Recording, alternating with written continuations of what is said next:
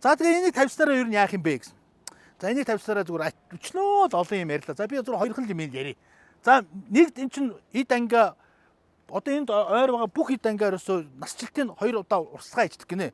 Нэрээ юу гэсэн нэрээ л гэж байна. Одоо энэ амортизатор гэдэг юм чинь жишээлбэл одоо хөдөө гадаа явдаг нөхдөө чинь жилдээ 2 жилдээ нэг удаа солиод идэг шүү дээ. Одоо амар үнэтэй амортизаторууд чинь. Тэгсэн энийг тавьснараа тэр чинь 2 жил өшөөс 3 жил 4 жилдээ солихоор болчдөг гинэ. За арай гүйлгүүд нэг юм ирзэн аваач тавьчихдаг амортизатор. Тэгсэн чинь нөгөө цохилтоос хамгаалдаг гинэ. Одоо манайх чинь нөгөө ингээд нөх мөхнөмдөөр хараагаал так гэ нөгөө пүрч чинь ханаад амортизаторын тэр цогтөг шүү дээ. Так так гэ дуурж муурдаг шүү дээ.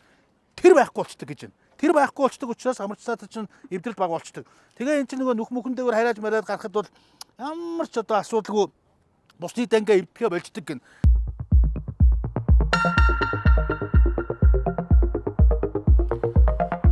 За өдрийн мэнд манайхаа. За та бүхэндээ нэг супер бүтээгдэхүүн танилцуулахаар MSM дээр хөөд ирлээ.